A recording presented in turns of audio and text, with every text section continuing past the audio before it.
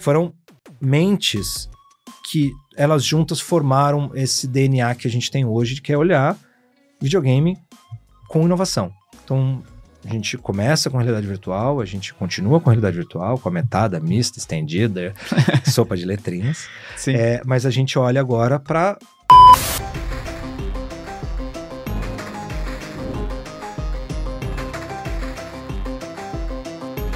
Bem-vindos ao Chips Podcast. Eu sou o Rodrigo Chips e eu estou aqui com o cofundador da Árvore e presidente da Abra Games, Rodrigo Terra. Bem-vindo ao Chips Podcast, que bom te ter aqui. Depois de muitas tentativas, agora uma pessoa muito, muito ocupada, muito difícil de se ter, e agora a gente vai poder trocar uma ideia.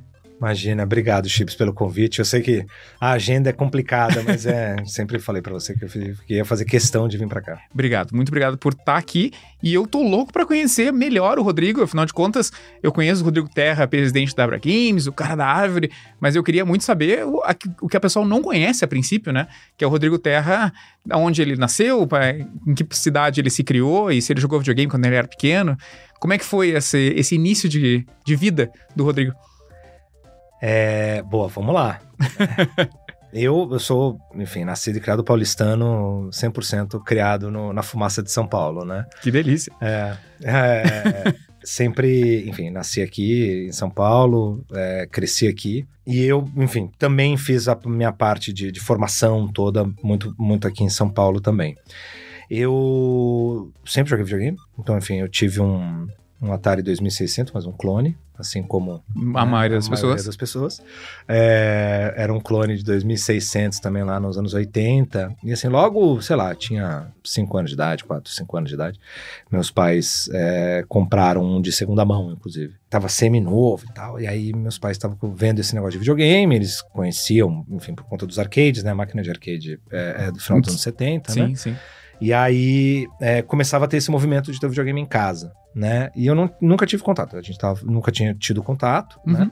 E aí o 2600 foi o meu primeiro contato com games. Não tive nenhum outro equipamento, né? Telejogo e tal, sim, antes. Então foi meio uma história assim mais comum dos anos 80. Isso bem ali no finalzinho dos anos 80, meados de anos 80. Final dos anos 80 ali, né? E aí, enfim... Nunca mais parei, né? Sim. Enfim, o videogame ele entrou, né? O videogame entrou na minha vida muito antes de outras artes e outras formas de formar repertório, né? Depois, obviamente, foi me interessar por cinema, foi me interessar por televisão, foi me interessar por música e tal. Mas o videogame ele foi essa primeira, acho que a minha primeira conexão, né? E para mim era muito engraçado, porque eu, quando criança, assim, eu adorava jogar River Raid, sim, né? Adorava jogar Enduro, adorava jogar Pitfall e tal. E aí eu sempre me via muito, sabe, na curiosidade, porque eu comecei desde cedo a me despertar uma coisa assim, tipo, cara, como que as coisas funcionam? Como toda criança. Sério? Mas o videogame, ele me ajudou a me despertar, porque eu falava assim, cara, como é possível, assim, essa televisão que a gente fica vendo lá o desenho do sábado de manhã, e aí na mesma televisão a gente bate uma chave, né, um negocinho, aí troca um canal, e aí a gente tem que trocar de canal, e aí surge um negócio que não vem da antena, fora, vem de dentro de casa. É engraçado, mas eu fui ter videocassete logo depois de ter videogame. Olha, então foi, porque assim, aí meus pais acabaram, enfim, comprando videocassete. Sim. Logo depois, assim, 6 meses depois e tal. Então, aquela coisa, né, de reprodução do videohome e tal, a gente foi ter um videocassete logo depois, assim. Então, aí eu comecei a ver os desenhos e tal, porque depois tinha que ver tudo na televisão aberta, né? Claro. E aí depois que a gente começou a ter o videocassete. E aí depois coleção de Disney, de animações que eram disponíveis em home video. Não gravava os filmes na TV e tudo então, mais? Aí a curiosidade começou. Ela começou logo no começo com o videogame, depois o videocassete começou a me despertar muita curiosidade em relação a do tipo, cara, o que eu posso fazer com esse negócio? Aí começava, né, a gravar. O que acontece? Meu pai, ele tinha um videocassete, ele gravou uma série de fitas antes de eu nascer. E quando eu falo do videocassete, é o meu videocassete, porque o dele tinha quebrado, por isso que entendi. porque a gente foi ter depois. Sim. Porque ele tinha, né, um modelo mais antigo, ele gravou uma série de fitas, de filmes também que passavam na televisão, de animações e tal, e ele falou, cara, quando eu tiver o primeiro filho, eu já vou ter uma coleção. Sim. O que aconteceu? O videocassete Estragou.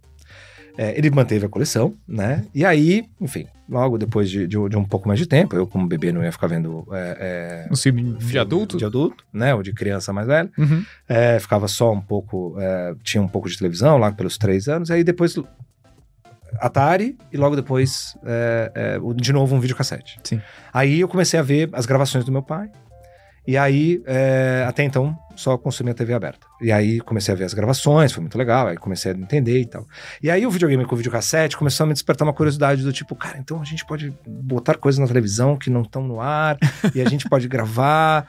E aí eu comecei a falar, pô, então, mas dá pra ter fita virgem? Aí eu aprendi o que era uma fita virgem. Aí eu liguei, obviamente, porque na mesma época também eu já tava, né, escutando o Walkman, gravava já a fita no rádio e tal. Então isso já tinha me despertado uma certa curiosidade, mas depois com a imagem, o som, etc., que não era mais só o som do cassete, eu começava a falar assim, cara, será que eu consigo gravar videogame? Sério? Será que eu consigo? E na época eu não conseguia, porque o Atari não tinha uma saída RCA, né? Sim. Né? Que era o normal, o de três pininhos. O de 3 pininhos, o amarelo, vermelho e branco. Vermelho e branco. Na verdade, antes do vermelho e branco, só existia o branco, porque era mono. Tudo mono, né? Só o amarelo e o branco. O amarelo e o branco. E aí, depois começou a ter os videocassetes. Tanto que esse videocassete que a gente foi ter, ele era mono, ele não era estéreo. Sim. Né? E aí eu falei, cara, mas não tem... Eu não sabia que tinha conversor. Podia ter um conversor, mas eu nem, obviamente, com criança... não tinha como... Meu pai também não tinha essa noção que daria pra converter aquele sinal da antena que você precisava ligar, né? Do Atari pra direto na TV. Eu conto essa história porque é o seguinte... Eu comecei a gerar uma curiosidade por esses equipamentos, pelo videogame, pela imagem, pelo som, pela música, rádio e etc. Isso começou a me estimular, assim, muito. Então eu comecei a fazer... Aí eu comecei a fazer um monte de experimento quando eu era criança. Muito aí, bom. Dali, eu tive um Master System. Aí o Master já tinha saída. RCA. Né? RCA, né? Tinha saída de antena, né? Pra poder conectar na antena, mas eu já sabia que era um conversorzinho. Aí alugava as fitas e ficava gravando gameplay. Sério? Sério. Incrível. Então eu ficava gravando gameplay no VHS. E aí eu comecei a curtir isso.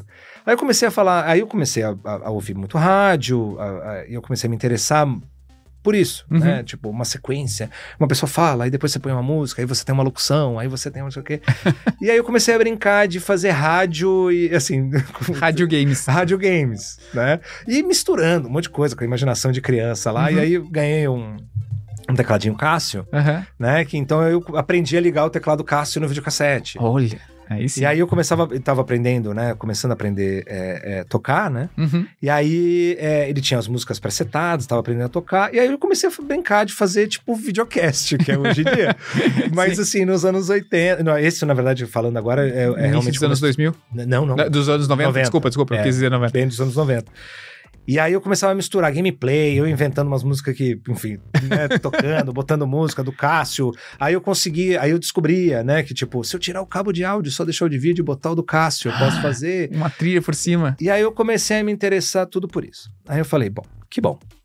Aí depois, obviamente, na escola, sempre estudei em São Paulo, estudei em 2 colégios aqui em São Paulo. E aí eu era o cara que editava as coisas. Né? Eu queria misturar e editar e tal. Enfim, mas eu só tinha um videocassete, um tecladinho, um gradiente, o meu primeiro gradiente, o original, o OG, e rádio, que eu podia conectar. Então eu comecei a aprender essas coisas quando eu criança. E então, os trabalhos de escola, eu sempre queria usar um vídeo. E aí eu comecei a incorporar câmera nessa brincadeira toda. E aí câmera, gameplay, aí gravava Sonic, adorava, porque, eu adorava a trilha do Sonic. No entanto que não é à toa que a trilha do Sonic é o meu toque de celular até hoje, né? Caramba. Então eu gravava os Sonics do Master, sempre fui um fã. Então eu não... É engraçado. Eu não sou um nintendista, assim, de origem, né? Fui absorvendo a Nintendo na minha vida. Foi obrigado. Não é nem obrigado, assim, sabe? Porque a gente tava, né? Sempre teve aquela coisa, Mega Drive e Super NES, o Super Nintendo, ou mesmo ali Master System NES, né? Sim. E Nintendinho. E a gente... e eu sempre, cara, eu gosto da Sega. Eu não quero... Justo. Assim, meus pais até falaram, em algum outro momento, você quer um outro videogame? Eu falei, cara, Mega Drive. Mas e o Super Nintendo lá que estão falando? Quero. Mega Drive. Quero tem Sonic no Sonic. Nintendo? Não tem, só tem Super Mario. Eu falei, então o Super Mario joga na minha prima. Que ela tinha Nintendo. E depois o Super Nintendo. Eu jogo na minha prima. Depois, obviamente, que isso mudou completamente. Enfim, hoje tu aprendeu o que é bom e daí agora tu joga Mario, que é o certo. Que é o certo. Entendi. Exato. Não que eu exclua Sonic. Eu continuo comprando todos os Sonics, eu jogo todos os Sonics também. Mas absurdo. ainda, infelizmente, depois do Sonic e Knuckles... ainda não encontrei um Sonic que bateu. Acho que ficou muito mais na nostalgia do que outra coisa. O Mario, pra mim, evoluiu muito. Vamos ver o Sonic Racing agora, né? O Sonic Racing World. Acho que não difícil, sei. Difícil. O teaser é bom, só que enfiaram um Minecraft ali, enfim. Sei lá. Não é? Sei lá. E ficava fazendo todo esse mishmash e eu falava assim, pô, mas eu queria contar mais, eu queria contar uma história que, sei lá, agora, né? Uma história a mais, com outra... eu já contava numa história como se fosse uma programação de rádio, porque eu continuo adorando rádio. Aí você me pergunta, você escuta rádio todo dia? Acho que faz anos que eu não sintonizo uma estação. Caramba, eu sou uma pessoa que ouve rádio. Eu sou velho. Mas eu tenho, assim, acho que não é só uma apreciação ao rádio. Assim, ela é parte da minha forma de pensar. Entendo. O rádio. A televisão também. E o rádio, ele faz constituição da minha forma de pensar. Não encontrei ainda uma rádio aberta, por exemplo, mas eu escuto, por exemplo, no Radio Garden. Sim. Né, que você fala, eu não escuto rádio aberta, mas de vez em quando eu sintonizo no Radio Garden, que ainda é um projeto que está ativo, eu espero que continue ativo. Então, inclusive, eu estou tentando ver como é que eu clono esse negócio para poder preservar, porque... Poder manter de pé. Manter de pé, e aí eu começo a escutar rádios de qualquer ponto do planeta. Gosto disso, né? Então eu comecei a apreciar mais, escutar esse tipo de programação linear, porque depois da não linearidade das coisas, você tem acesso a qualquer coisa da hora que você quiser, do jeito que você quiser. Então, a música que eu quero escutar, põe no Spotify, põe no Apple Music, põe em qualquer outra plataforma. A ideia não é essa, né? Então, só que sabe o que eu sinto falta? Os programas da madruga. Sim. E na madrugada, às vezes, assim, obviamente, depois dos 40 anos que eu estou agora, não fico mais tão de madrugada assim, né? Mas eu passei muita madrugada, né? E a rádio sempre foi uma coisa que me acompanhou. Rádio e videogame. Então sempre me acompanharam na madrugada. Não foi tanta televisão de madruga, teve esse momento, mas a rádio sempre me acompanhou. E eu sinto falta porque não existe a conversa da madrugada, que talvez os podcasts hoje tentam suprir, assim, pra mim, nesse sentido, né? Esse lugar que ficou a conversa da madrugada. Sim. Né? Que era essa coisa do locutor falando e contando histórias e ter um roteiro, mas geralmente de madrugada a audiência era baixíssima, então entra uma música, aí ele vai, aí viaja, fala um negócio, aí volta, ou enfim, né? Dependendo do tipo de gênero de rádio que a gente tava falando. Então isso também me ajudou muito no que eu gosto, na minha constituição. Essa parte de falar, de ouvir, de construir essas narrativas também. Sim. Muito usando a própria fala também, o rádio me trouxe bastante. E juntando tudo isso, essas curiosidades elas foram aumentando, né? Eu fui começando da escola, começou o momento de... E aí, o que você vai fazer de faculdade? Eu já tinha certeza. Artes plásticas. Ué? Eu tinha certeza que você ia dizer rádio e TV e daí... Artes plásticas, claro. Por quê? Os caminhos... Por quê? Né? Os caminhos, eles podem ser tortuosos, mas eles podem levar a gente pro mesmo lugar. Qual que era o meu pensamento de artes plásticas? Era uma época ainda com muita reverberação pra gente, né? Jovem na época. Sim. Não que a gente não seja jovem agora. Não. Mas o jovem da época. Da MTV. Então teve todo esse minha experimentalismos e etc. Começou a ter uma ressonância dessas ideias e vontades e coisas que eu tinha na minha cabeça na MTV, né? Então eu começava a absorver aquela coisa do videoclipe, etc. Que meio que, né, conversava com aquelas minhas experiências todas ali. E era um canal experimental, né, por si só. Era, né? Sempre, ele foi. Inclusive também a própria MTV do Brasil, ela foi. A MTV Brasil, ela pra mim é um marco global, porque a MTV Brasil, ela pega a essência da MTV americana original, que já na época que a MTV Brasil surgiu, a MTV americana estava mudando. Sim. Já de formato, já não tava mais tanto videoclipe, tava começando a postar nos primeiros formatos de reality show, né? Que foram eles que inventaram esse negócio, né? De reality show e tal. Então eles estavam começando a postar mais nisso e menos programação musical. Sim. A MTV Brasil entra e continua. Mas só que assim, e eles criaram eles criaram toda uma geração.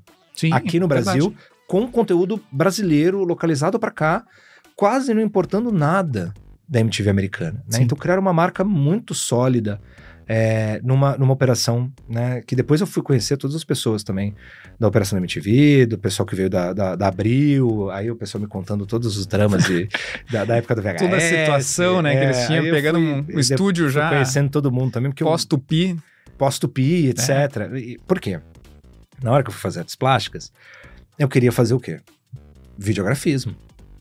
Então eu queria fazer... Mas por que artes plásticas? Eu falei, cara, eu preciso entender sobre estruturas de imagem, de arte, de o que é arte, estruturas de desenho, na minha cabeça, na época. Sim. Saindo ali do colégio. E eu queria entender porque eu tava sendo, né, carregando tudo isso e tinha um lado tecnológico que eu falava assim, cara, mas eu acho que eu preciso ir pro analógico. Então eu quero saber pintura a óleo, eu quero fazer desenho à mão livre, né? Eu sempre gostei de desenhar. Mas eu nunca fui super habilidoso com desenho, né? Eu fui evoluindo, mas o que eu mais adorava era botar o papel vegetal, copiar e criar em cima de uma base. Sim. Né? Eu falava, bom, isso me jogou para outros lugares aí também na vida. Eu peguei essa base e eu falei, bom, mas eu preciso então aprender a desenhar à mão livre, cara, não dá pra, né? Fui prestar artes plásticas na USP. Fazendo artes plásticas na URGS, tu entendeu que... Na URGS, não. Na USP. Na URGS, na URGS seria na Rio Grande do Sul. Na USP. Mas eu não fiz artes plásticas. Não? Não. Eu não passei. Eu passei na primeira prova. Quer dizer, desculpa, eu não passei na primeira prova. Que eu fui... A primeira prova para entrar na faculdade, na ECA, na época... Sim. Acho que ainda é assim. Você tem que fazer um desenho à mão livre. Ah, interessante. E aí você tem lá um objeto de estudo, você tem que fazer um desenho à mão livre, e essa é a sua prova, a primeira prova, porque depois você vai fazer o vestibular da USP. Mas você não faz nem o vestibular da USP se você não passar na... Quer dizer, você pode fazer, mas você não entra em artes plásticas. Você podia escolher duas. Porque quando você escolhia artes plásticas, você podia escolher duas inscrições, né? Sim. Porque eles já sabiam que tinha um crivo que se você fosse pra fora. A segunda foi Rádio TV. Olha, tá. Agora tudo faz sentido. Aí... prestei, fiz Enem, prestei o vestibular da USP, não entrei na USP. Eu fiquei por 1 ponto. Entendo. Na nota de corte. Eu lembro, tem coisa que eu lembro, a nota de corte era 101. Eu fiz 100. Falei, cara, caraca. Né? Não é pra ser, né? Não é pra ser. Aí eu falei, quer saber? Eu vou olhar pra outro lugar. Aí eu falei, vou prestar FAP. Qual que é a outra faculdade boa de TV? FAP. Na época. Hoje, FAP, semestre passado, foi a última turma de rádio e televisão. Porque, enfim, o mundo girou dos últimos Totalmente. 20 anos. Virou de cabeça para baixo umas 10 vezes. Então, foi a última turma do curso específico de rádio e televisão. Foi ano passado. No final do ano passado, a última turma se formou. Então eu tava nessa pegada, falei, cara, vou fazer FAP. Aí, vou fazer rádio e televisão? Não. Vou fazer desenho industrial. É isso. Tá bom, Rodrigo. Tô seguindo. Tá seguindo. Vou fazer desenho industrial. Por quê? Porque na FAP, você podia...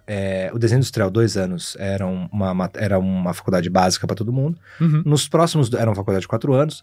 Nos outros, não é mais assim lá, né? O curso é outra coisa. E aí, os 2 outros anos, você especificava se você queria ir para produto ou para design de produto ou design gráfico. Sim.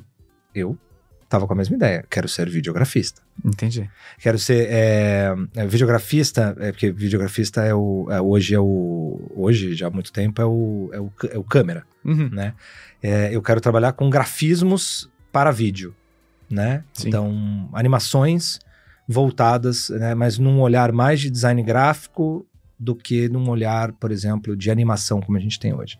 Na época, pelo menos, eu queria aquele experimentalismo da MTV, aquelas coisas que eu ficava fazendo, gravando VHS, sons, câmeras e etc. Né? No colégio, inclusive, também, aí eu conheci um amigo meu que tinha um monte de equipamentos, então amigo meu até hoje, lá da escola, e ele tinha um monte de equipamento e tal, e aí no terceiro ano a gente fez um mega vídeo, fez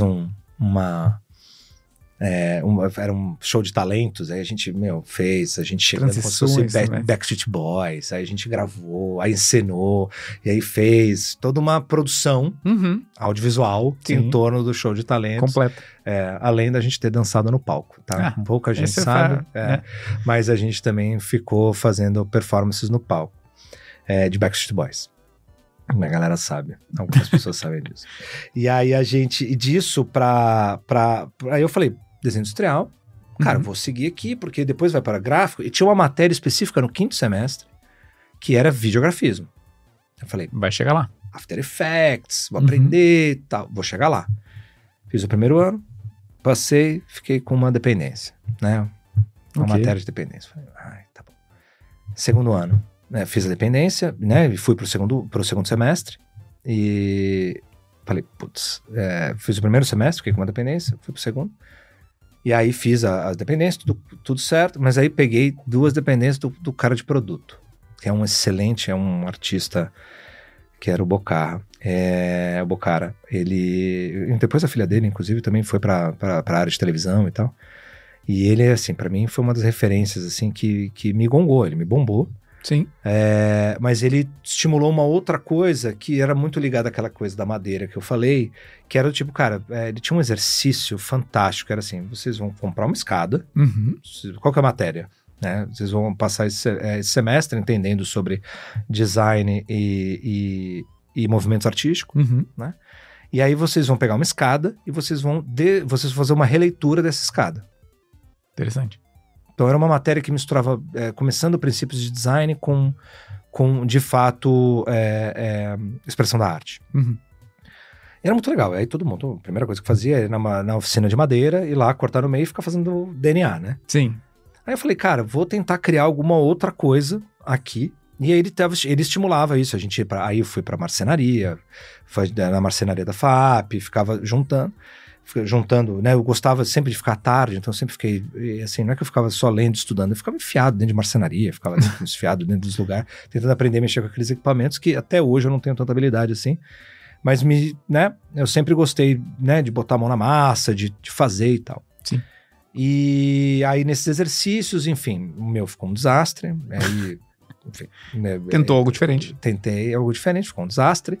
E, obviamente, também deu 2 dependências. Nesse caso, eu tive que... eu tive que trancar, né? Fiz as 2 dependências, só as 2 matérias, ficava indo lá de vez em quando, para fazer as 2 matérias, e eu falava, cara, não é isso aqui. Aí, algum ser iluminado falou pra mim, falou assim, cara, por que você não entra em rádio e televisão? Tá aí, é uma coisa interessante. Interessante, né? Bom, entrei em rádio e televisão, eliminei metade das minhas matérias, porque parte das matérias eram as mesmas, né, do primeiro e segundo semestre de desenho industrial para rádio e televisão na FAP. Sim. E dali foi. E aí, na FAP, enfim, comecei a formar meus amigos também, a minha outra, né, turma de amigos que eu tenho até hoje. Um deles é o meu sócio na Árvore, o Ricardo Justus. Ele foi fazer cinema na FAP, eu fui fazer rádio e televisão, conheço ele há 20 anos já. E a gente, né, foi fazer a faculdade juntos ali. E aí, na faculdade de rádio e televisão, eu comecei, aí, né, clicou. Mas foi muito importante eu ter passado pela faculdade de design, porque eu comecei a aprender muito de estruturação e fundamentação da imagem, né? E na verdade, do conceito de formação de estruturas. Então, toda a parte, até inclusive filosófica, acadêmica, né, de estudos de semiótica, semiologia e etc., veio muito da faculdade de design que eu carreguei para a faculdade de comunicação. né? E eu fui ampliar isso depois da faculdade de comunicação. Então, o entendimento sobre sistemas e design de sistemas, etc., não do ponto de vista, né, de arquitetura de sistemas, mas de design, Sim. veio muito, né, dessa minha experiência por dentro da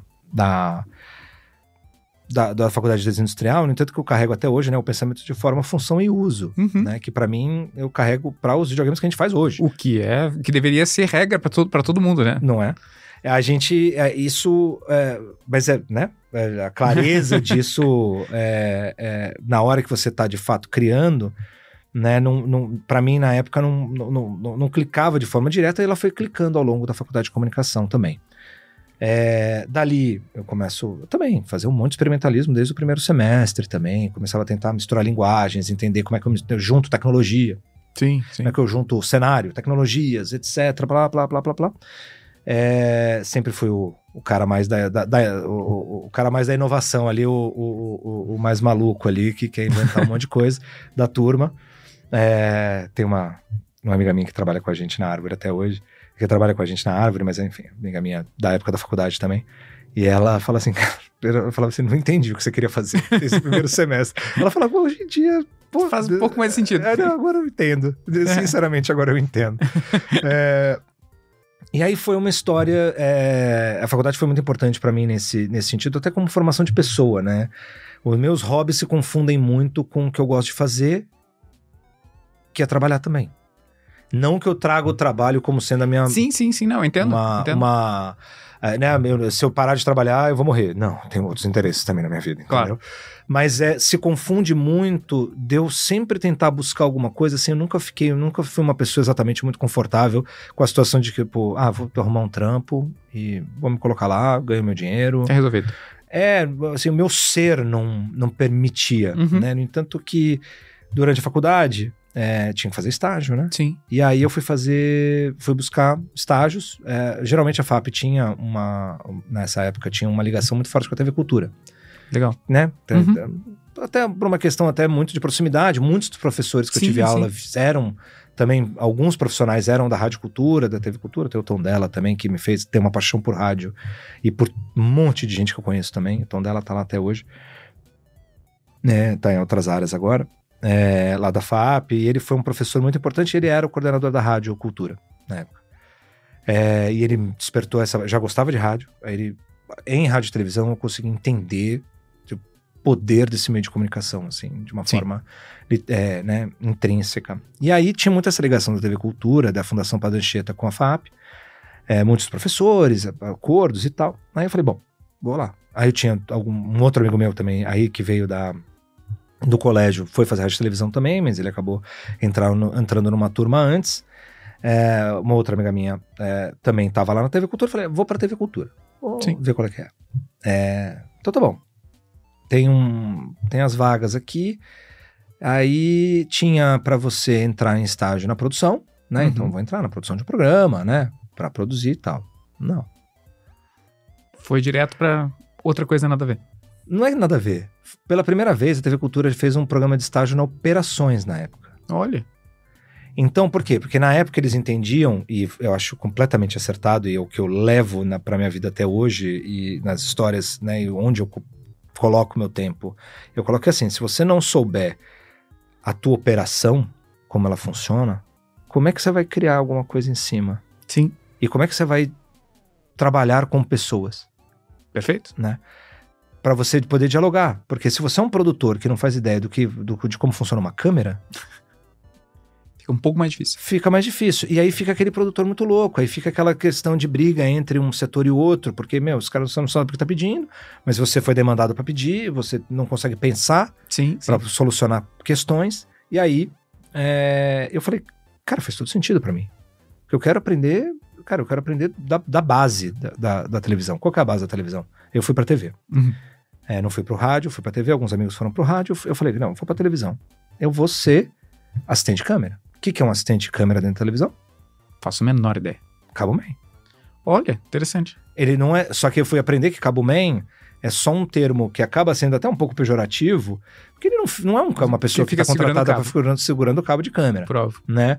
Ele é todo assistente de câmera, ou seja, tem que fazer toda a questão de logística de lentes, você tem que pegar, tirar a lente do almoxarifado, colocar qual que é a lente, qual programa, pegar aviamento. Então, o assistente de câmera tem um trabalho muito complexo. Sim. Que, obviamente, depois na lida, a gente, né, foi cada vez mais aprendendo a tecnicidade toda de ser um assistente de câmera. No entanto, que por isso que o cinema tem diversos tipos de níveis, inclusive. Inclusive, o assistente de câmera mais alto é um dos cargos mais altos dentro de um set também de cinema, né? Então, isso foi interessante para eu aprender. E eu fui passando por várias áreas, 6 meses em cada área. 6 meses na assistência de câmera, depois 6 meses no áudio. Né? Só que na microfonação, não era na composição, nada disso. Era, microfonando pessoas. Sim. Então eu ia lá e eu gostava muito do jornalismo. Ficando ouvindo e sabendo. Isso, entendendo. E estruturando tudo. E assim, e microfonar. Claro.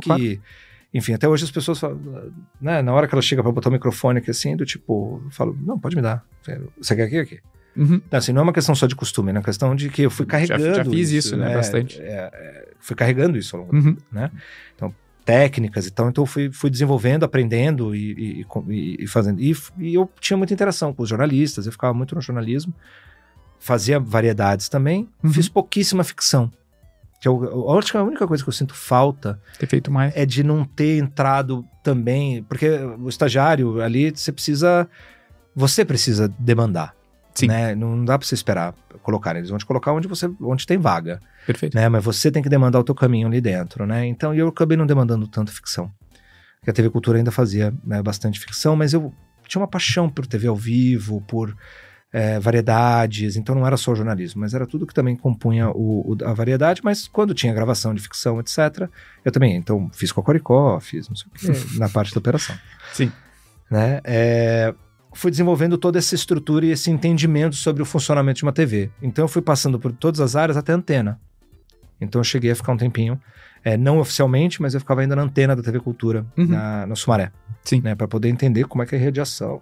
Depois da engenharia de vídeo, fui operador de vídeo, de ponta a ponta. Passei de luz, então fui assistente de iluminação, tal. Fiz um pacote completo, depois eu fui para produção. Aí eu fui para Inesita Barroso. Programa da Inesitona. E aí foi muito legal.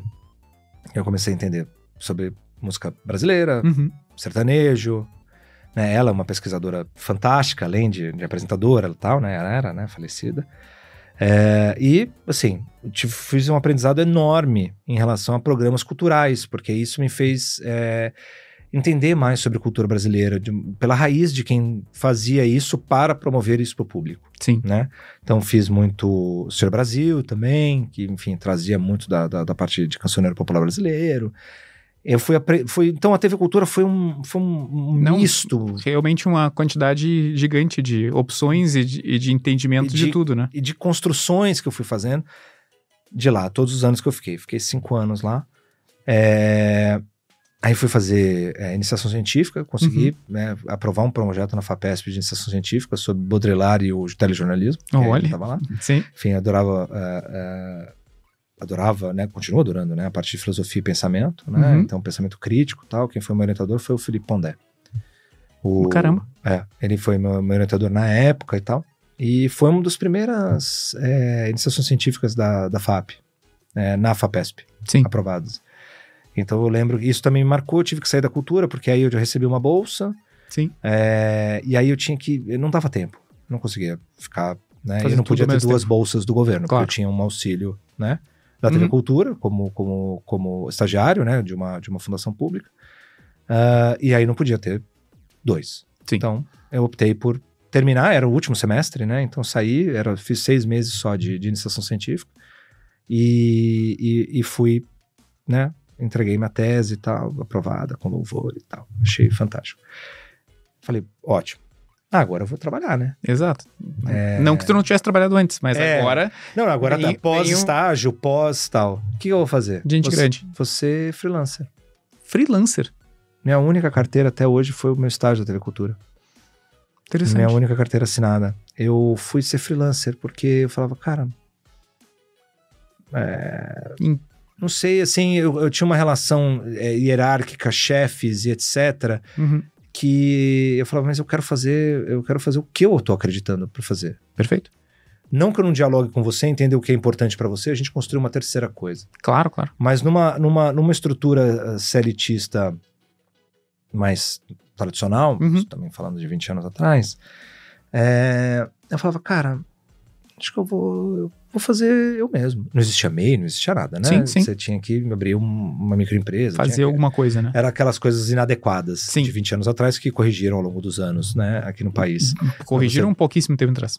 Hã? Corrigiram há pouquíssimo tempo atrás. Exato, que aí criaram o MEI, criaram né, o que é de fato hoje, que é possível você fazer freelancing de uma forma mais oficial. E aí comecei a trabalhar. Como freelancer, como câmera mesmo, porque eu tinha todo um desenvolvimento que vem desde criança, com fotografia, com faculdade, com não sei o quê. Então, eu comecei a trabalhar com câmera de vídeo, fui trabalhar em diversas produtoras, né? Então, eu fazia um trabalho versátil. Ou era produtor, né? Então, eu trabalhei em reality show, trabalhei em um monte de produções que precisavam de alguém que falava inglês também, né? Que precisava lidar com gringos e tal.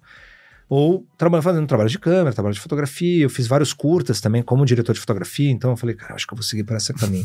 Eu fiz diversos cursos com gente fenomenal, diretores de fotografias brasileiros, assim.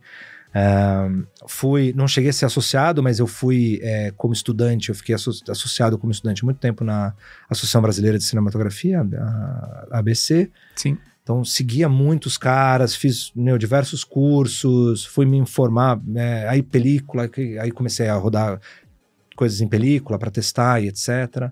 Fui no meio da faculdade também, eu tô tentando encurtar uma história longa, mas Sim, não. Mas durante a faculdade eu fiz...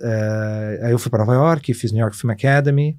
Aí eu fui, pela primeira vez, rodar com película, fui entender o que é revelar, o que é, né, telecinar, a complexidade disso, entender películas e tal. Aí você fala, caramba, Terra, mas como é que chama em videogame, né? É o que eu tô perguntando, acho que todo mundo tá se perguntando, quem te conhece tá se perguntando isso. Qual é a conexão? Qual é a conexão? Como que tu não seguiu na parte de cinema? Né? Por que tá indo muito nessa... Essa amiga minha que trabalha com a gente na Árvore, ela fala assim, cara, eu tinha certeza que você ia pra música. Você viu o diretor de videoclipe. Eu tinha certeza. Exato. Sabe? Coisa assim. Né? Era o mais lógico. Mas tem uma parte da história que agora eu conto. Eu fui fazer na New York Film Academy.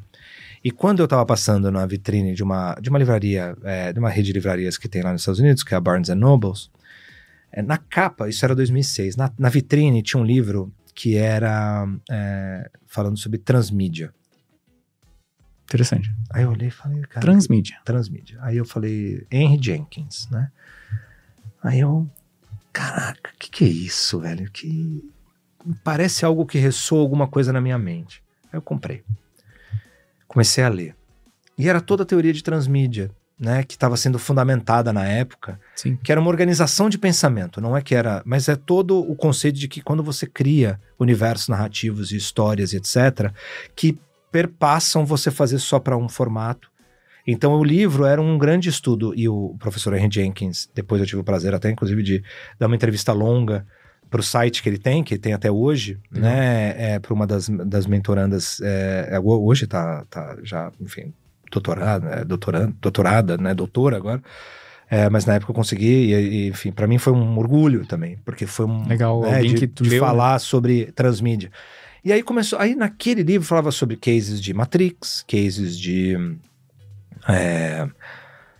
Matrix, Star Wars, Tolkien, e começava a falar desse universo, né, da criação de universos narrativos, histórias, e como esse era tudo concatenado e feito de forma orgânica, que ninguém pensou nessa estratégia. Do bonequinho, do action figure, da camiseta, com o IP do filme, com quadrinho e Matrix, né, as irmãs Wachowski conseguiram condensar de uma forma até muito orgânica, mas menos orgânica, até planejada, fizeram um game de Matrix, coligados entre o primeiro e o segundo filme, que a gente não precisa entrar se é bom, se é ruim. Não, até as animações e outras coisas. Coisas, né? Só que eu achei que elas fizeram de uma forma muito literal, hoje em dia, né? Fazendo uma análise, fizeram de uma forma literal, e o Jenkins também falava disso, né? Fizeram de uma forma muito literal, que não era tão orgânica, porque tinha pedaços do que seria um segundo filme, no jogo, e aí cenas e coisas que não apareceram no segundo filme que ficaram mal explicadas porque elas estão em outro lugar. Sim, Então você não conseguia consumir o segundo, né, Matrix, de uma forma plena se você também não tivesse jogado o jogo. Uhum. Que era uma forma delas construírem uma jornada. Aí fizeram Sim. o Animatrix, que até hoje tem uma telinha que eu uso no meu computador, eu deixo rodando Animatrix, que eu acho fantástico. Eu acho fantástico. Eu acho que Então o Animatrix também ampliava o universo narrativo, né? alguns eu acho fantástico. Hã? Alguns Animatrix. Não, alguns. Não são todos. Não são todos. Não, aquela antologia tem, assim, uma boa parte, mas tem uns ali que... Que não dá. Não. É. E aí eu falei assim, cara, mas é isso. Uhum. É isso aqui. Aí eu vou voltar em 2005, um ano antes.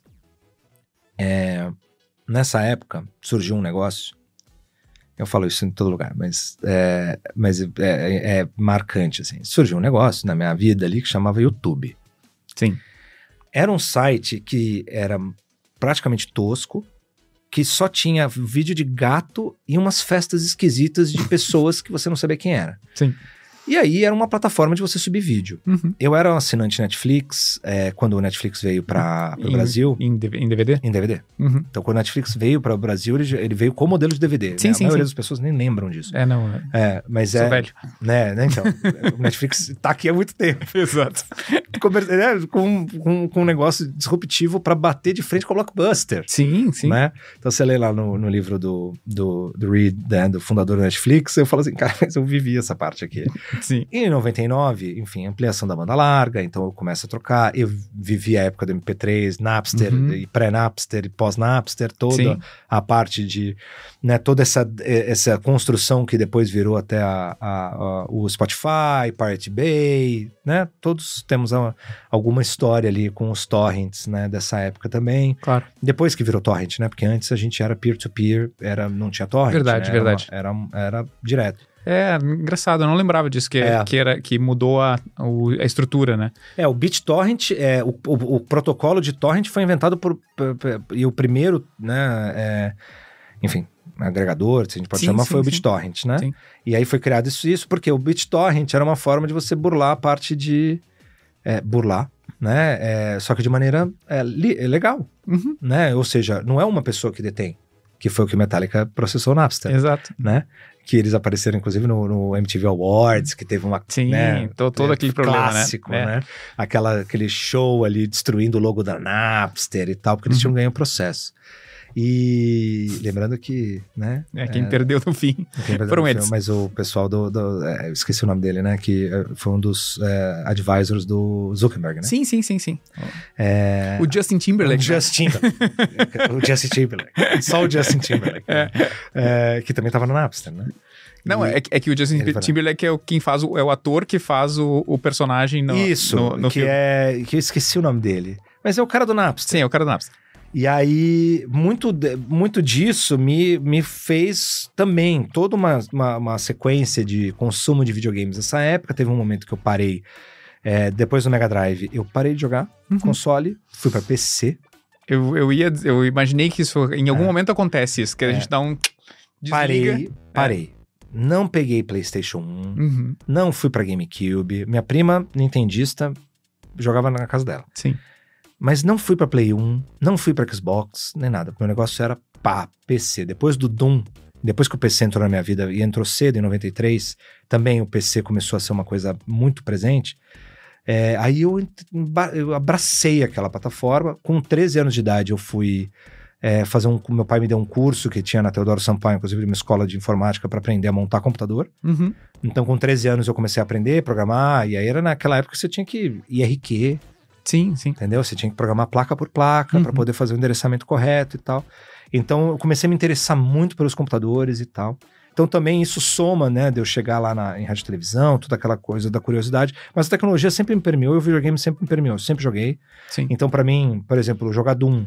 Quando eu descobri a internet de escada, foi antes da internet, porque eu tinha lido em algum lugar sobre... Que dava pra fazer? Sobre Telnet. Aí eu falo, cara, mas é rede corporativa, assim, né, que usa. Eu falei, não, mas você consegue escrever mensagem. Aí eu conectei com outro cara, que era um amigo meu, nerd pra caceta também.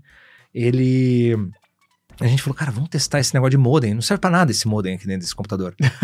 Né? Vamos testar, porque se ligar na rede telefônica... Vai que, né? Aí tem o negócio do ping. Aí a gente pinga e aí consegue escrever. Aí era tipo, aparecia letrinha por letrinha. Foi a primeira mensagem que eu mandei, foi em 94. Não, 93. Usando o Telnet.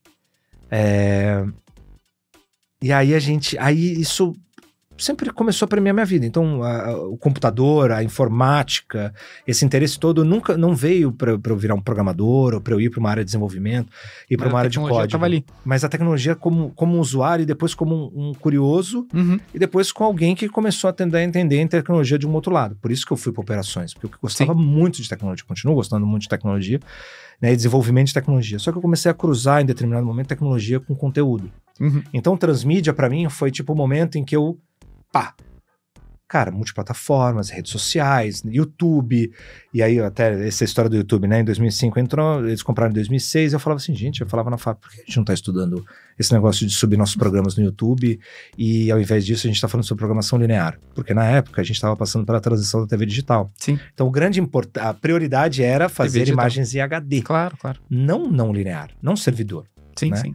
E aí, eu falei, gente, não linearidade, é isso aqui. É o passado. Não, entendeu? A linearidade é o passado. Mas só que eu tava vivendo ali aquele momento e eu falava, e a faculdade falava assim, cara, faz seu TCC aí, então. Aí fui pra faculdade de engenharia, fui tentar falar com o pessoal da engenharia pra gente poder falar assim, cara, como é que eu crio um canal?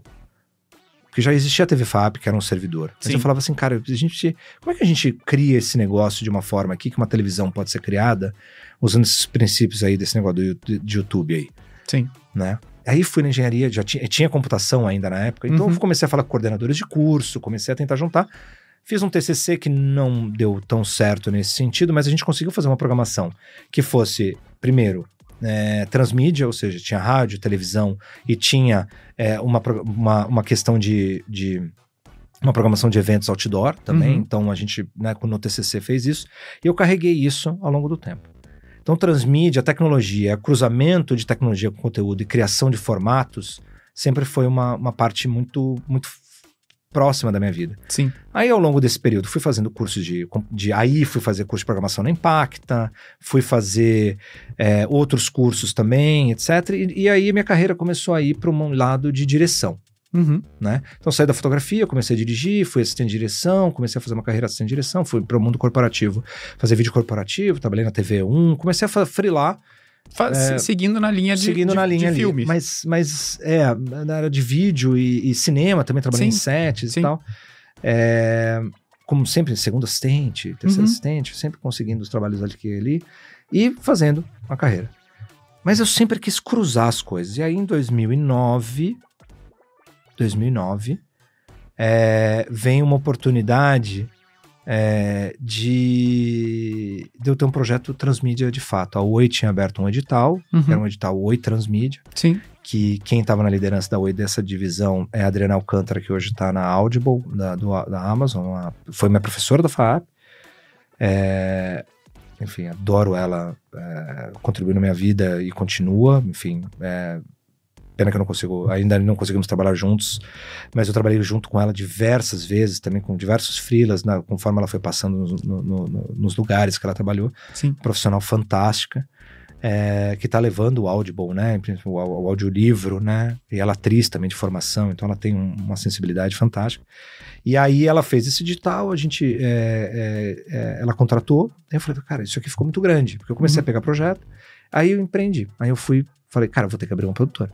Sim. Meu irmão foi para fazer rádio TV, né? Foi para Belas Artes, fez rádio TV na Belas Artes. Tava trabalhando na Record, chamei ele e falei, cara, vamos abrir um negócio? Aí ele falou, vamos. Aí ficou 6 meses lá, abrimos um primeiro negócio, abrimos uma produtora pequena chamada Fazenda Urbana para atender o conteúdo corporativo, só que de uma forma inovadora. O negócio era tentar fazer projetos inovadores e um approach inovador. Sim. Outros amigos da FAAP abriram também uma produtora, na época chamava TVlogia. E uma outra, a Carol também, que hoje mora na Argentina, também se juntou, porque eles trabalhavam juntos numa outra produtora, saíram e foram fundar essa empresa, e a gente foi trabalhar com a Ancine. E aí fizemos um dos primeiros projetos, né, da nova lei da época, a 12485, que é a lei do SEAC, que abria a produção, né, incentivada para produtoras independentes. né? Que antes estava muito concentrado dentro das emissoras, né? Ou Sim. produção corporativa. Então você começa a produzir conteúdo para televisão para fora. Então Uhum. eu comecei a trabalhar, fui dirigir esse projeto. Ficamos aí 1 ano e meio, né, dirigindo, né? Foi a minha primeira relação com a Ancine, com o poder público, prestação de conta. Todo e esse processo. Todo esse processo, 2012, né, para 2013. E ainda assim, eu ficava, cara, mas em 2011, na Fazenda Urbana, a gente começou a pegar projetos, né, fui, né, prospectar cliente, aí fui fazer pós na GV de administração, porque eu falava, Sim. cara, não tenho uma bagagem de negócio aqui, preciso começar a carregar isso para minha vida. Fiz, né, demorei 2 anos para completar, 2 anos e meio, porque, enfim, teve um momento que eu precisava parar, focar no trabalho, voltar e tal. Aí fechei a pós-graduação, me deu uma bagagem maior, a gente, né, foi prospectar clientes, aí eu fui prospectar uma rede de uma amiga minha que ela tinha aberto de videogames em shopping, resgatando aquele conceito das locadoras, Sim. né, e carregou isso de uma forma de criar um arcade, só que com console. Legal. Né, Shopping Paulista, tal, aqui em São Paulo mesmo. Tipo uma locadora que tu podia alugar na hora. Isso, Uhum. né, um conceito mesmo de arcade com console. Sim, né, muito nessa linha que você alugava o jogo e tal, jogava ali. Ela queria uma comunicação inovadora, eu ajudei ela, inclusive, a projetar a parte de comunicação da loja, inclusive também as telas e não sei o que, né? Já estava com bagagem disso. Chamei uma outra empresa que eu tinha conhecido num evento do Sebrae, do Senac, que trabalhava com realidade aumentada, que também estava pensando já em inovação, isso em 2010. E aí, em 2011, o marido da minha prima, né? Uhum. Hoje, o Bruno, ele fala assim, cara, eu tô saindo da AMB, eu tô fazendo design de games na AMB, Uhum. e a gente precisa de estágio. Você tem uma empresa, você não quer Me colocar pra dentro? colocar, mas só que eu tenho uns amigos aqui. Aí eu falei, beleza, show, vocês trabalham, ficam aqui trabalhando 1 ano, Uhum. né? Agora eu não lembro se foi 1 ano completo, se foi um pouco menos. Mas aí vamos fazer projeto. Eu tô com isso aqui, vou vender, então a gente fazer fazer um advergame Sim. pra essa rede, Aham. né? E eu vou precisar de vocês pra desenhar, pra programar e tal. Tá. Aí veio o Bruno, aí veio o Vinícius, aí veio, eu esqueci o nome do nosso outro estagiário, e veio o Henrique. O Henrique é o Henrique da Pocket Trap. Entendi. Sim. E aí... Foi o primeiro emprego dele, foi comigo. Né? estágio Estagiando na Fazenda Urbana. Exatamente. E aí, antes dele se formar. E aí, deu super certo. Foi meu primeiro contato com o game. Eu falei, cara, isso aqui é uma linguagem. Isso aqui a gente pode cruzar com projetos de conteúdo. Sim. A gente consegue expandir transmídia, multiplataformas e tal. Eu entrei muito nessa vibe. E aí, foi meu primeiro contato com games, de fazer game, não de consumir game. Uhum. Aí deu esse hiato entre 2011 e 2017. Sim. Porque aí eu não trabalhei mais com games, mas sempre orbitando o ecossistema Alguma de games, puxando quem tava fazendo, o que tava fazendo. Né? E aí, enfim, a produtora subiu, desceu. Aí eu falei, Normal. vou continuar freelando no mercado. Sim. E aí em 2014 vem realidade virtual. Sim. Com óculos DK1. Com o DK1. Aí eu vi aquilo, testei, não cheguei a comprar o DK1. Não cheguei a comprar, comprei Sim. o DK2. E aí mas eu tinha experimentado o DK1, já não lembro exatamente aonde. Mas foi foi em 2014, não foi final de 2013, foi 2014. 2013 eu ouvi falar, 2014 eu tive o primeiro contato. Quando eu coloquei, cara, a primeira vez, aí eu falei, tudo que eu construí até agora Vem pra cá. vem pra cá. Isso aqui é uma tela infinita que não tem tela. Sim. E adiciona uma coisa que eu sempre amei, que era o espaço. O Uhum. eixo Z da coisa. Né? A fisicalidade, as coisas de colocar, as coisas de fazer, o uso do corpo, etc. Tá tudo aqui. Sim. Talvez seja aqui um momento de eu começar a trabalhar com games, de fato. O que ele de fato não tinha, né? O uso do corpo e tudo mais. Mas Sure not. Né? Claro que não. Claro que não. Mas dava pra ver que ia, Sim, que sim. ia pra lá. ia pra lá. Né? E aí começam os projetos do Vive, aí eu comecei a acompanhar. Uhum. E aí eu fui trabalhar, juntando as minhas expertises, e falei assim, bom, então eu vou começar a trabalhar com 360. Perfeito. quero, enfim, Sim, saber trabalhar com câmera e tal. E eu comecei a fazer um pouco de fazer consultorias, não exatamente de rigs, né, de montar de rig, a estrutura que você suporta as câmeras, porque não existia câmera 360, tinha que inventar. Tinha que inventar, né? Aí, em 2015, fui para a NAB a primeira vez, porque eu também comecei um relacionamento associativo, aí eu entrei, durante todo esse período, foi a gestação de um grupo que era o Era Transmídia. Aí deu Era Transmídia, virou uma associação, eu fui presidente, aí comecei a minha jornada toda associativa, de entender coletivo, de entender qual que é o grupo, né, como é que a gente, né, profissionais e empresas, quando se somam, a gente consegue chegar num objetivo muito maior para todo mundo. Sim. Então comecei a entender todo esse rolê. Fui presidente do Era Transmídia, da primeira gestão, né, e aí o Rodrigo Arnaud foi para mim uma pessoa, e hoje até, mas uma referência muito grande para mim nessa época desse pensamento, e ele vinha da Globo. Ficou muitos anos depois, né, de eu conhecer ele na própria Globo, trazendo essa coisa do pensamento transmediático, e foi quando eu encontrei ressonância com um grupo de pessoas que estavam pensando isso. Sim. Aqui no país. Sim. Eu achei que eu estava isolado, né? Em 2006, aí vai passando e tal. E aí o Era Transmídia fundado em 2014, no mesmo ano da SPCine. E aí a gente trazendo toda essa conversa aqui na SPCine, aqui em São Paulo, na empresa pública, né, de fomento ao ecossistema de audiovisual aqui. E tinha games lá, né, que era o Ariel, inclusive, né, um dos primeiros caras ali, o Ariel Veloso, que organizava, né, e ele abraçou o Spin, por exemplo, aqui em São Paulo, né, e começou a organizar o Spin pela SPCine também. Então, eu comecei a frequentar o Spin, por conta desse contato da SPCine, e aí eu era Transmídia, a realidade virtual, né, isso, enfim, era Transmídia antes da realidade virtual, e entra a realidade virtual no meio, 360, juntando, aí eu começo a ficar, aí conheço a Apex, aí começa a minha jornada com a Apex, aí era Transmídia, aí começa a falar com a Apex, começa a falar com o Ministério da Cultura, fala com Secretaria de Cultura, aí eu comecei a entender a parte também de dinâmica política, né, das coisas. Estava muito dentro ali da política associativa dentro da Era Transmídia. Em 2014 eu começo com a realidade virtual, começo a freelar, começo a dar consultorias, começo a fazer projetos pequenos, mas que foram importantes para minha vida. E aí em 2015, final, eu já estava mais experiente, né, em realidade virtual, principalmente para olhar para pensamento crítico e futuro sobre a tecnologia. Então estava estudando assim, de noite, tudo que dava para fazer. De noite, tudo que dava para fazer. E aí foi quando o pessoal da Tela Viva organizou um evento, né, que era o Telas Fórum, e organizou tanto não lembro onde era, na Berrine, e era na Oca, então tinha uma exposição da Globo, de figurinos de novela e tal. Sim. Então eles estavam falando sobre a gênese da Globoplay, eles estavam falando sobre inovação dentro, e realidade virtual era um assunto, eles me convidaram para 2 painéis. Fui falar, encontrei o Ricardo. Eu já tinha, né, o Ricardo é amigo meu, mas assim... Muitas idas e vindas. Não, mas em alguns momentos, assim, tava lá no casamento dele e tal. Mas em algum momento a gente perdeu o contato, né, foi virar sócio da New Content, virou sócio de alguns outros lugares, foi trabalhar na Record. A gente perdeu um pouco de contato, né, então, mas assim, sempre foi amigão meu. E Aí a gente se reencontrou, fazia um tempinho que eu não via ele, não falava com ele. Eu falei, porra, ele está aqui? Eu falei, não, eu sou palestrante e tal. Ele, porra, sabe que eu tô tentando fazer realidade virtual? Eu tô acompanhando a realidade virtual desde o DK1. Eu falei, porra, eu também. Ele falou, eu tô tentando empurrar projeto lá na Record, pra gente poder fazer inovação usando VR com as IP, né, com as propriedades intelectuais e tal, da Record e tal.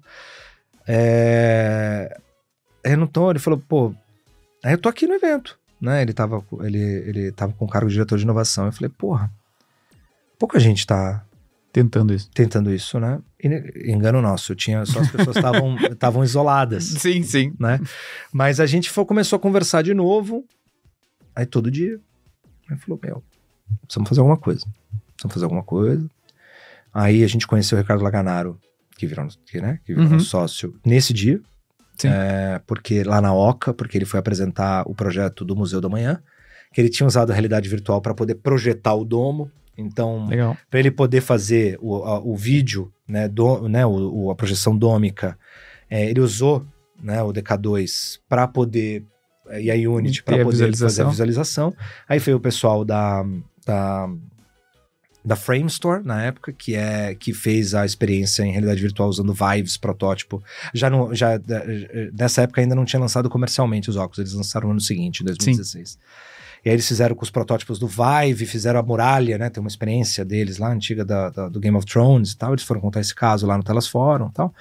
E aí, juntou, eu fui lá, aí conheci o Laga lá, o Ricardo também conheceu o Laga lá.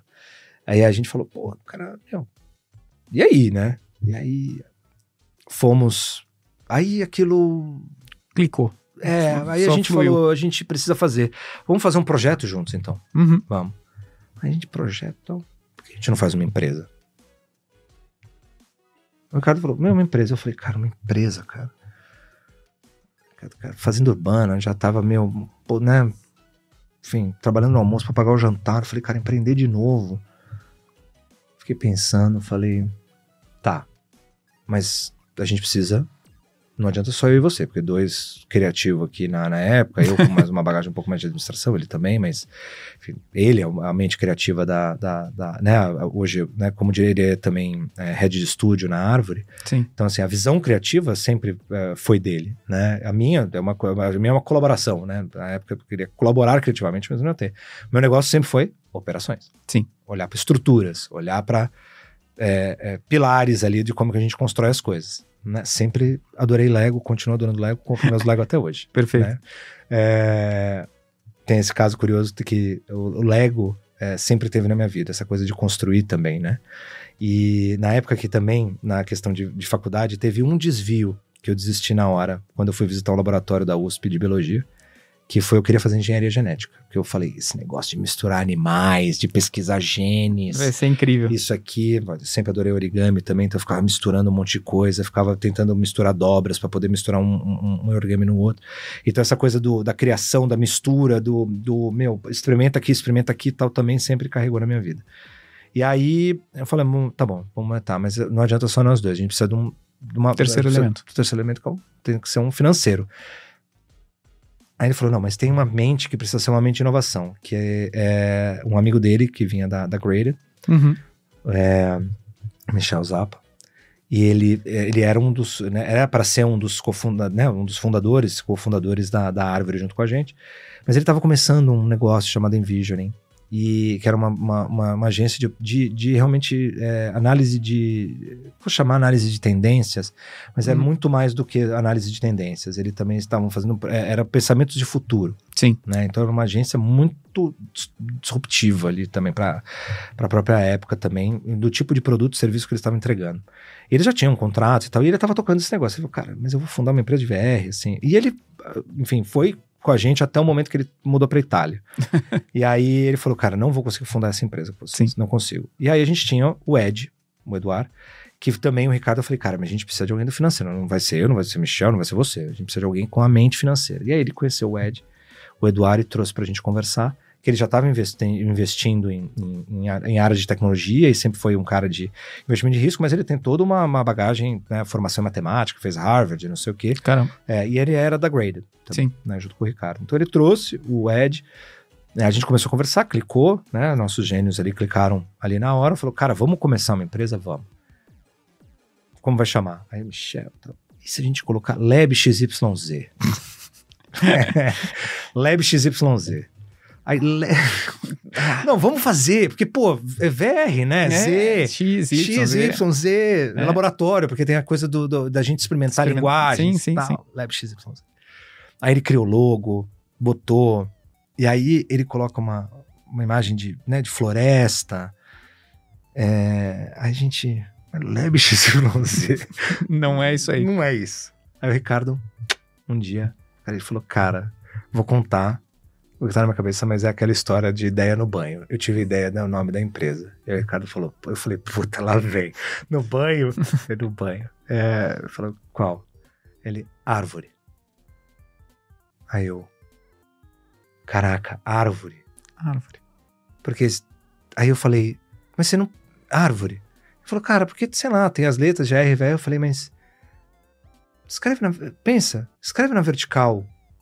De alguma forma. Você vai conseguir compor AR, VR. Sim. Tudo bem que é o termo em inglês, não vai ser Não né, importa. RA-IRV, Uhum.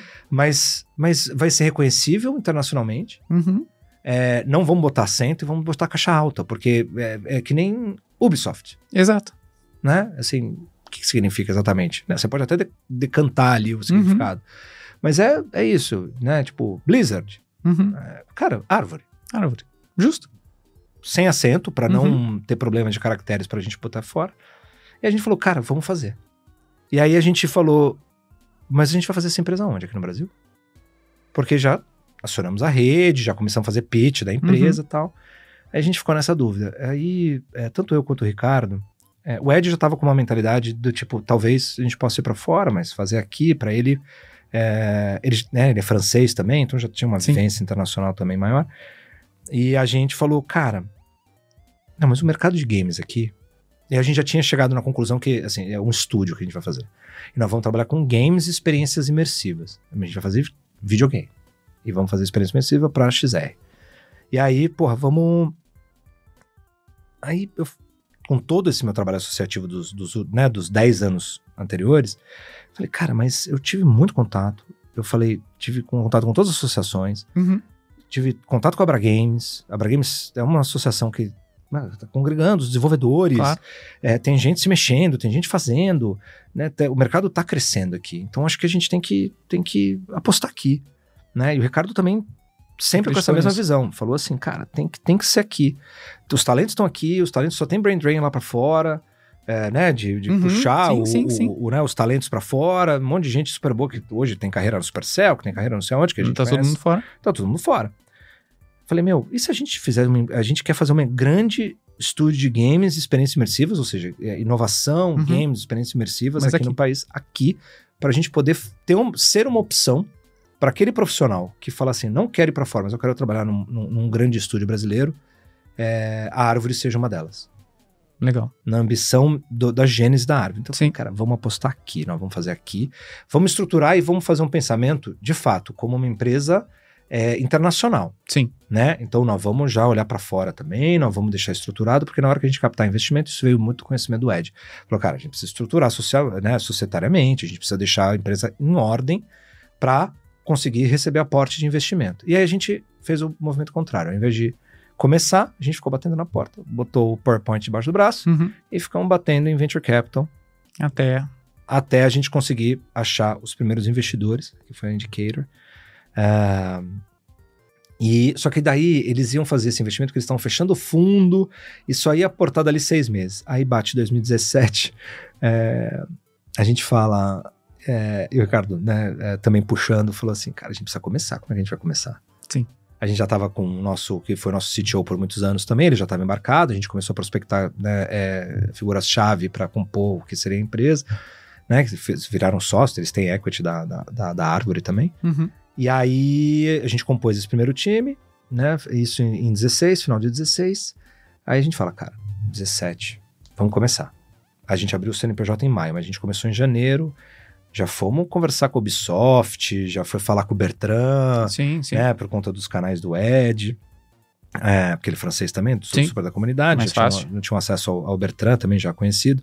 Falei, mas vamos apresentar. E aí a gente falou, vamos fazer um primeiro protótipo, vamos. Aí a gente já tinha a gente foi passando 2016 se preparando, né? Então a gente começou a fazer brainstorms de projeto, a gente começou a trazer as pessoas que hoje trabalham com a gente, né? Ou que trabalharam com a gente, né, para esse período. A gente se aproximou muito também da VR Monkey, então do Pedro. Claro. Então ele também já tinha começado antes da gente, Sim. A própria VR Monkey, a gente foi visitar eles lá na USP, lá na incubadora que eles estavam ainda, né, todo esse projeto da VR Monkey foi muito importante pra gente falar assim, cara, dá pra fazer um negócio? Sim, dá pra viver disso. Não que ele estivesse vivendo disso, porque ele estava incubado ainda lá, sim. Né, hoje a história... Claro. Mas porque, né, Pedro e todo mundo lá conseguiram, né, de fato fazer a empresa virar. Mas assim, eu falo pro Pedro isso, que assim, se não fosse também uma validação naquele sentido, a gente fazer aquelas visitas, sim. E nesse caso o Pedro, que tinha começado antes da gente, falou, cara, acho que dá pra... Assim, foi a validação de tipo, cara, vamos fazer isso aqui. Vamos fazer de outro jeito, não como o Pedro tá fazendo, mas vamos fazer de outro jeito. Mas assim, dá pra fazer. E o próprio Pedro também, todo mundo participou desse momento gênese que a gente tava fazendo da própria árvore. E o que surgiu desse projeto, a gente começou a fazer um protótipo para Ubisoft, não foi para frente, porque, enfim, é muito cru ainda em relação, só que a gente começou a botar dinheiro. Falou, agora a gente vai ter que botar dinheiro na empresa. E fazer alguma coisa. Botamos dinheiro, porque não dá para ficar esperando. Não dá para ficar esperando, né? Claro. O investimento cair daqui a 6 meses. Vamos ter que começar agora. Aí a gente botou dinheiro do bolso, começou a contratar, né, pagar o início das pessoas. Sim. Mas aí surgiu um projeto que eu conto poucas vezes esse projeto, que isso foi um projeto que a gente fez com a DM9. Eu conto um pouco porque por falta de oportunidade também, que enfim, Sim. conta de tempo. Mas a gente foi fazer um projeto lá com um amigo meu que era para entrar na árvore, entrou na DM9, aí depois ele entrou na árvore também, depois saiu da árvore. Mas ele trouxe esse projeto pra gente, porque a gente já tava mais, anos já, Sim. especializados em realidade virtual, individualmente, depois, né, com a gênese toda, né, esse embrião da árvore que foi nascendo durante um ano, se desenvolvendo. Então, assim, a gente já tava com um conhecimento, né, muito próprio, a gente só precisava de um projeto para atacar. Aí a gente fez esse projeto, que foi o que trouxe tanto o nosso bootstrap, né, o dinheiro nosso do bolso, quanto esse projeto fez com que a gente conseguisse. Foi um projeto do McDonald's, a Coca-Cola e tal. Que, cara, foi assim, foi um sucesso. Legal. Foi um perrengue. Sim, como tudo né? Mas o resultado final foi um sucesso. A gente conseguiu, inclusive, o Ed trouxe a Samsung. A Samsung não estava no projeto, trouxe a Samsung para o projeto. A gente conseguiu viabilizar o projeto, inclusive, né? Porque conta da distribuição de óculos, que era um projeto de América Latina. Sim. Então, depois a gente contratou, fizemos até vídeos. Então, eu preciso resgatar esses vídeos. Eles estão perdidos em algum lugar. E aí a gente conseguiu levantar, e aí a gente contrata aí as primeiras 11 pessoas da empresa. E aí o estúdio... E aí, de fato, a árvore se forma. Nasce em 19 de junho de 17. Que legal. E essa história dessas pessoas, desse meu caminho até aqui, aí a árvore vira esse lugar em que eu falo, agora dá pra gente trabalhar com games, mas com uma cabeça que é a minha cabeça desde 3 anos de idade. Sim. Né? A gente sempre olhando para inovação, sempre olhando para futuro, sempre olhando para cara, assim, onde games pode se expandir. Sim. Né? Aonde estão os caminhos, aonde estão as oportunidades. Vamos entender isso aqui como um negócio, mas sem deixar a arte de lado, sem deixar a inovação de lado. Né? Então isso é uma premissa muito forte, né? Tanto do Ricardo quanto minha, de que a gente chama de Árvore Magic, que seria assinatura. A gente tem alguma coisa que até a gente que é muito próprio. Tá num trabalho, né? Inclusive até de conseguir trazer isso, exemplificar o que é isso. Mas a gente sabe que criou uma coisa própria. Sim. Nessa mentalidade na construção da empresa. A gente trouxe o Ricardo Laganaro, que né, se interessou em juntar com a gente, aí trouxe essa mentalidade dele vindo de produtoras O2, também de inovação. Trouxe a Ana Ribeiro, que eu não tô entrando na história tão firme da árvore, que eu tô focando na minha. Claro. Né? Mas trouxe a própria Ana, que veio também, e a Ana é essa pioneira em realidade virtual e games também, já vindo, né, de Londres, mudando de volta pro Brasil, se juntando. Então esse time inicial que se forma, eles entraram alguns meses depois, né, da fundação da árvore, de fato. Né, dessa começo. Ela começou antes, a fundação foi antes, mas esse começo da árvore, que a gente considera o começo oficial, eles entraram alguns meses depois. E a gente junta e forma um time. O Andrei, que hoje trabalha na Amazon também, tá lá fazendo o que ele mais ama fazer. O Andrei também, essas mentes, a Júlia Lemos também, que trabalhou depois em outras empresas também na parte de games, entrou em games com a gente. Sim. Foram mentes que elas juntas formaram esse DNA que a gente tem hoje, que é olhar videogame com inovação. Então, a gente começa com realidade virtual, a gente continua com realidade virtual, com a metada, mista, estendida, sopa de letrinhas. Sim. Mas a gente olha agora para qual que é o universo que a gente pode expandir esse pensamento, né? Qual que é o universo de games que a gente pode expandir todo esse pensamento. Então eu Falei quase o podcast inteiro. Sim. Não, mas tudo bem. Mas eu acho que é interessante esse lugar, porque parece que não vai chegar em lugar nenhum. Essas experiências diversas todas, mas todas elas somam para chegar nesse momento que eu tô agora. Claro, né? Com certeza.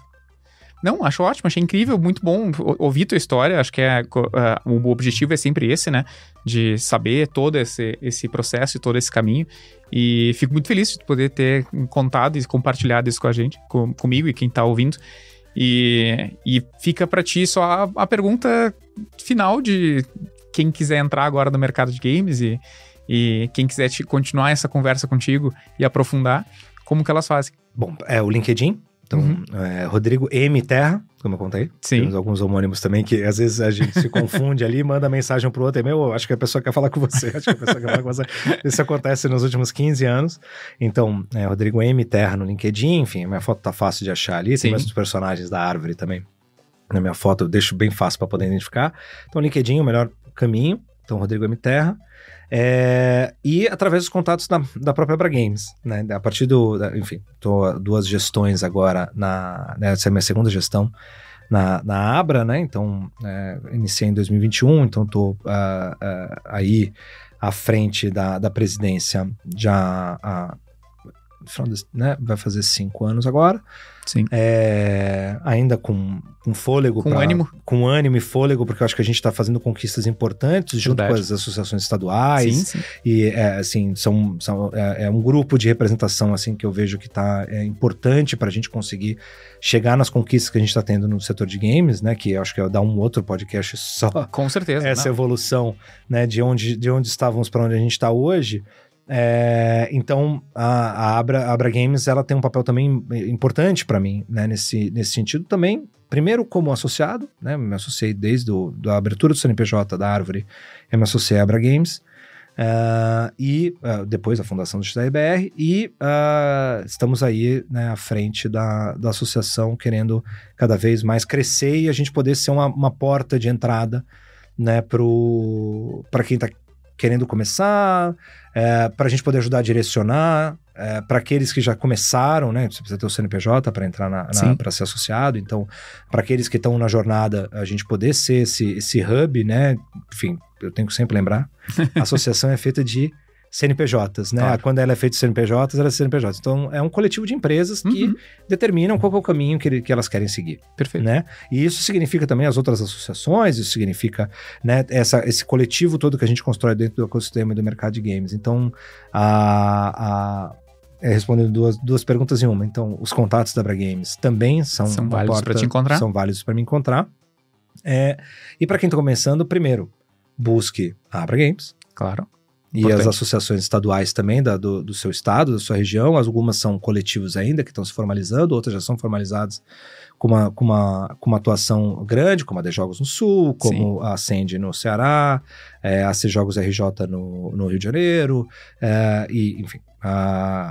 Agora eu vou cometer a gafe de não vou lembrar todas as formalizadas. Mas é impossível. Mas estamos ali, são 21 hoje, estamos aumentando para a gente conseguir pegar a federação toda, né? O pessoal tá engajado para conseguir construir as representações locais. Então também são grandes portas de entradas e muito de quem olha para o mercado de games e fala assim, cara, mas eu não consigo encontrar uma oportunidade. Eu acho que tem que entender uma coisa, a gente tá num momento super oportuno para isso.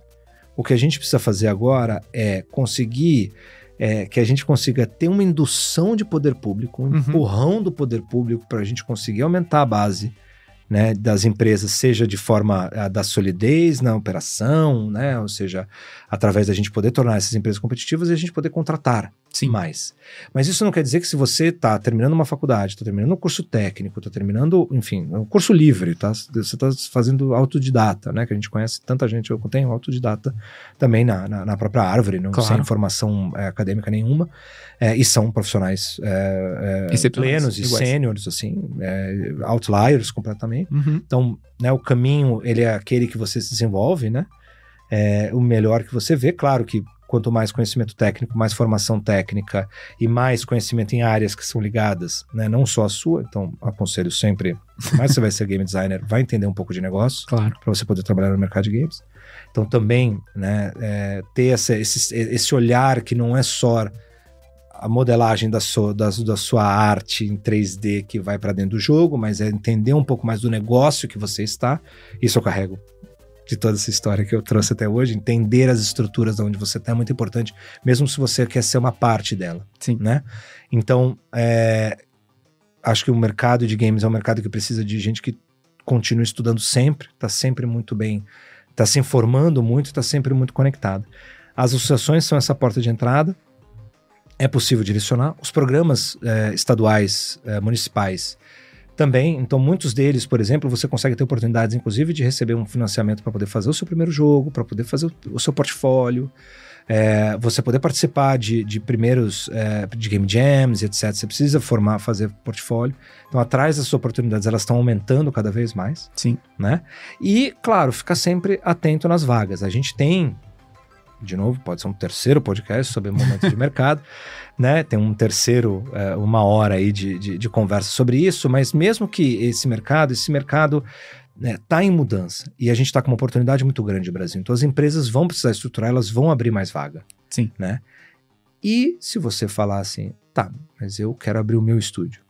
Perfeito. Faça isso. Faça isso. Hoje tem melhores oportunidades, tem mais jeitos mais fáceis de você abrir um estúdio, mais jeitos de você conseguir tocar o seu negócio. A única questão é que, na hora que você vai trilhar uma carreira de profissional, você vai seguir por um lado. A partir do momento que você quer empreender... É um caminho totalmente diferente. Totalmente diferente. Não quer dizer que você vai ter que abandonar as suas formações de game design, de QA, de desenvolvedor, sim. enfim, artista e etc. Mas você vai ter que escolher em algum momento o que você vai dar mais prioridade. Sim. Né? Não quer dizer que a gente não faça as duas coisas ao mesmo tempo.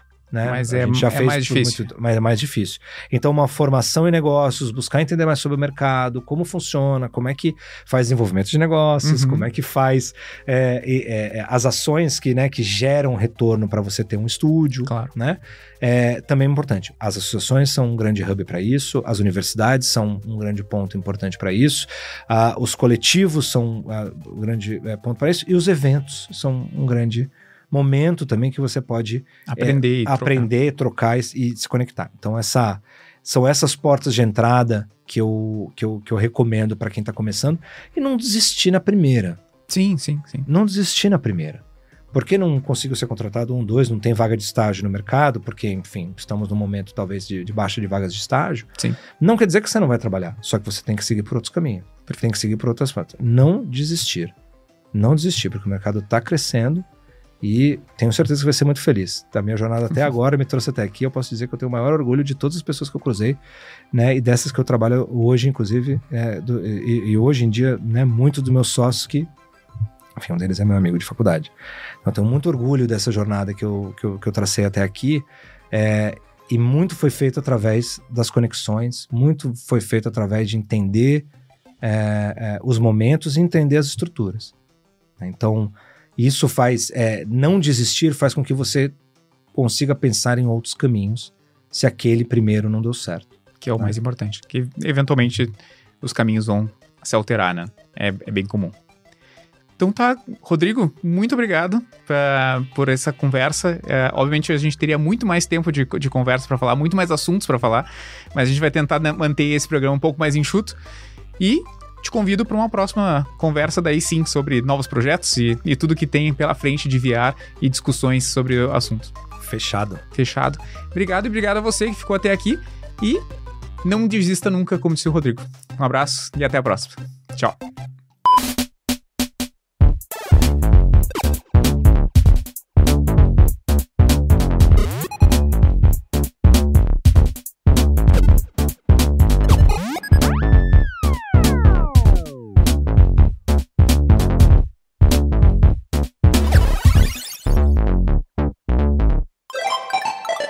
Rede Geek.